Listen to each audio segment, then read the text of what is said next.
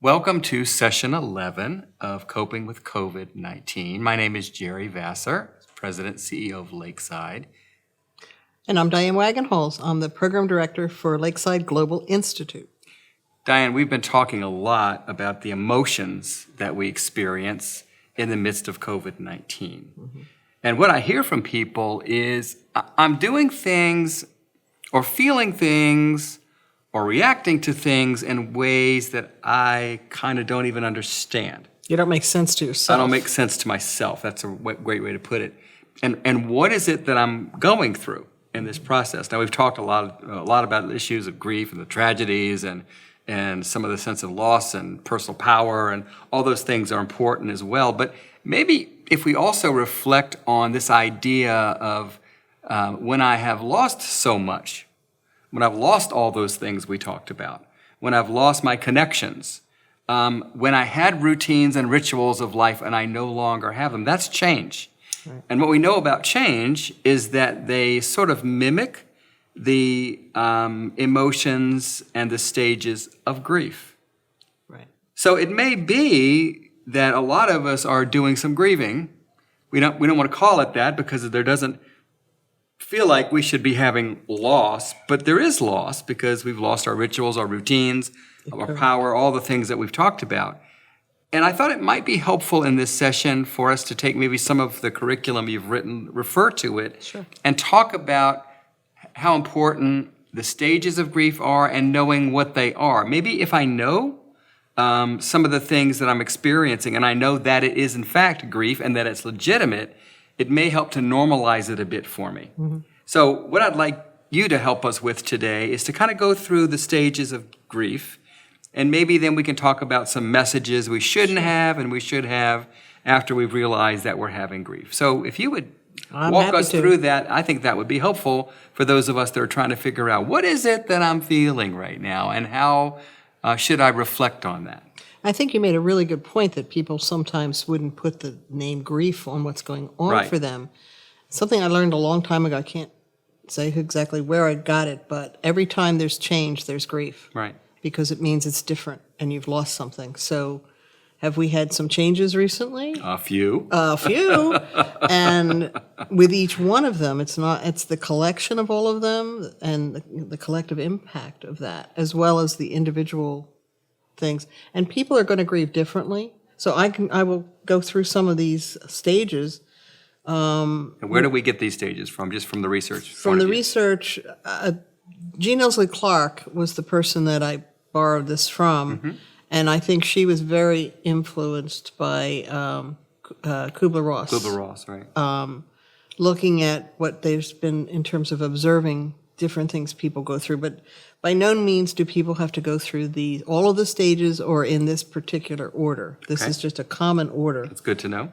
The first thing that somebody will do is deny because you're in shock. And, this isn't really happening. It's just it's an isolated thing. It's not going to go on and on. Nothing else bad's going to happen. And maybe minimizing the impact as well. Right. So it's a way to protect yourself from the reality. Because who wants to deal with this? Nobody says, raise your hand. Would you like to be grieving right now? Right. I mean, this is not something that's a pleasant thing to experience. I think when you know that it's grief and you can put a word to it, it is helpful. Okay, so denial is the first emotion we can talk about. The second one is protest. That's the angry reaction. And we see some of that going on. A little bit. A little yes. bit, okay. We are going to talk about anger in another one of these segments. How dare, and then you fill in the blanks, so-and-so, or how dare I have to do this. We see a lot of that, too. The anger that's coming out with the protests that are going on right now, but how much underneath that is really grief. Yeah, people are grieving. Then there's sadness, which is what most people think of as grief. That's when you can be physically responding. Often there's tears. There's this sensation in your stomach that your stomach is churning. And maybe we can't even correlate it to a specific situation, Exactly. this overwhelming sense of sadness. Right. Yes. Okay. And one of the things that I think can be important I just want to bring up is that you can actually experience pain in your heart. Like legitimate, there's a syndrome called the broken heart syndrome, which is when you are so deeply sad, it does something to the heart muscle, it does something, yeah. Could be physiological if Right. it's intense enough. Right. Right. And, you can also have heart palpitations. So the sadness can lead to that. And you can really easily get to the sad place if you hear a song that's very meaningful, that has words to it that somehow. We're seeing some of these difficult stories that we Yeah. see every day. Yeah. Right. Then there's fear. So what does this loss mean? There's what's going to happen next? The fear gets coupled. We talked about anxiety and fear before, and so that gets coupled with all of this too. So some people can be surprised that grief and fear are also very closely related to each other. Right. So as somebody is working through, and as I said, it could be variations. There's no amount of time either. That's another. We are not on a time schedule for, we should be done this, because it doesn't work like that. But as somebody works through it, it's a process, it's a journey. There can be, before, the idea of acceptance is interesting. What Jean said was that we start first with intellectual acceptance. So we So she use our puts another step in here. yeah, Right. it's the logic of this that, and sometimes it also is when we're figuring out how we're going to cope, and we're using our abilities mentally to figure out how to cope. I'll send some money to the local food bank, and that's claiming some power, because when you're grieving, you can feel so empty and alone and lost and vulnerable. So this is this beginning to come to a place where the intellectual piece of you kicks in, and you're like, okay, this is the way it is. I think most of us are getting, after all these weeks, like, okay, Yeah. it's another day. What's our new norm? Yeah, it is. So there's an intellectual acceptance of this is our new norm. Okay. Gonna wake up. It's Groundhog Day all over again. Wake up and here we go again. Right.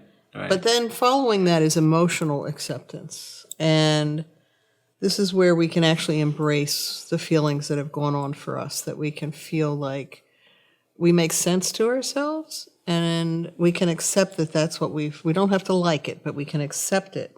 Okay. And then the seventh stage is new attachments. The seventh stage is that we're moving forward. How many of us have discovered we have neighbors? Oh my gosh, we have other things that we're discovering. We're discovering we can Zoom. Oh, who knew?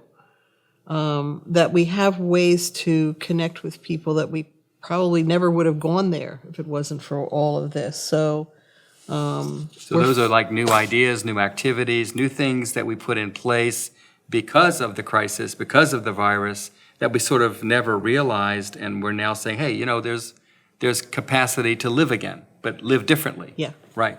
The eighth stage is forgiveness. Interesting. And that is where, even though we can feel vengeful and angry and all of that, we're moving beyond that. And it's not a substitute for justice, which is, I think, it's not letting go of something prematurely, but it is a letting go that we understand that there are evil things that happen in the world. And I think this virus feels evil. But we're not going to allow ourselves to get so caught up in being. How can you be angry at a virus too? I mean, Yeah, but it does feel like it has a nature to it, because it's aggressive, it's destructive. Yeah. It sort of takes no prisoners and I'll take all prisoners. It's one of those things where it happens, and if you find out you've got it, and you're terrified. it happened to you, Yeah. and of no fault of your own. So it does have an interesting. I just thought of something. Yes, please. When you just said that, I was thinking, how much does this image of the virus make us think of people? Huh. And is there a connection? Like, it's reminding us of Other tyrants in the history, things like that. or people you work with. Okay. Yeah. Not you. No. Okay. There it is. But I think recognizing that there's a lot of symbolism, and sometimes people do that in their mind. So that just came to me. Sorry. All right, and That's one me. more we have, Gratitude. and what is that? Gratitude is eventually realizing that there's some things that came out of this that we can celebrate. that not only did we survive it, but maybe as a result of it, we've learned things. Right. We can also become so much more compassionate and empathetic towards other people because, first of all, we're going through it together, but we also can realize how other people might be feeling because we've had the same feelings and had the same process. So we now look around and we see our friends, our family members, individuals experiencing any of the phases of grief. And of course, we all know that when people start recognizing that I'm going through something, it makes them uncomfortable. And they need to come up with some kind of a help response. What do I do to, because I'm feeling like I've got to help you through this. I've got to fix it. I got to fix you. I've got to fix what's going on so to make it all better for both of us. Right. Now, that leads us to interesting things that we hear. Yeah. And so I think there's probably some messaging we do want to send and some messages we don't want to send. So what are the ones we don't want to send And this when we again recognize? this is again from Jean Ilse Clark stuff. And when I first read it, I thought, man, I've heard these. And sharing it with other people, there's a lot of head nodding. So Yes. I'll go through a few of them, but you'll get over it. Don't make such a big deal about this. Keep a stiff upper lip. Don't get so upset. It's really not that big a big deal. Stop acting like a baby. Sometimes that's said to children. Keep in mind, children grieve too. So this isn't just an adult emotion. It's been 6 months now. Get over it. Get on with your life. Stop moping. My case is worse than yours. You think you got it bad? You got to see what I have.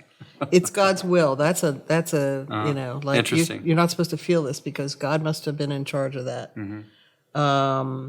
Men don't cry. Boys don't cry. It's going to be okay. And you just need to just stop feeling like this. Wow. So those are the messages. How you feeling after all those? I was going to say, so encouraging and letting me feel so great about myself and feeling this. What are some messages that we should be sending? There really to one aren't. another? No. Take your time to grieve. Take your time. Yeah. Okay. It is okay to make a big deal about it. Okay. It is a big deal. It is. You can cry if you want to, and you can feel angry. So some permissions about certain emotions. Yeah, Right. Yeah. Right. It's okay to feel childlike. You didn't deserve this. Take your time. It can be really hard to accept. It's, while it may be God's will, we can't really know that. But God doesn't try to hurt us. Right. So, but it can feel like that. Right. You don't have to be tough. And it can feel overwhelming, and that's really okay. You're okay, and you're safe, and you can still have all those feelings as well. So generally, we're actually affirming the reality of the processes because it is in our nature to grieve when we have losses like this and we have the tragedy of something like COVID-19 in our families, in our homes, in our culture, in our society, and we're watching all the media and we're saying this is legitimate. But we're also now saying you have permission to feel it, Right. and you have permission to experience this grief, and that in my support of you, what's important is that I am hearing it, I'm understanding it with you, I'm able to give it back, hug, as we talked about before, Yes. and in the process, acknowledging the reality of grief and normalizing it so that it's okay. And you said that really important word, the P word. It's a process. It's a process. When you look at this and you are in a process, it's not, you're going to stay here forever.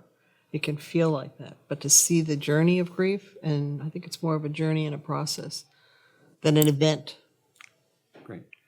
Those are great words. Thank you for sharing all of that with us today, Diane. We hope that's been helpful to you. If you're experiencing any of the things, the emotions and feelings we talked about, hey, it might be grief. And today we are saying you have permission to actually have it in the middle of a pandemic. Of course we are.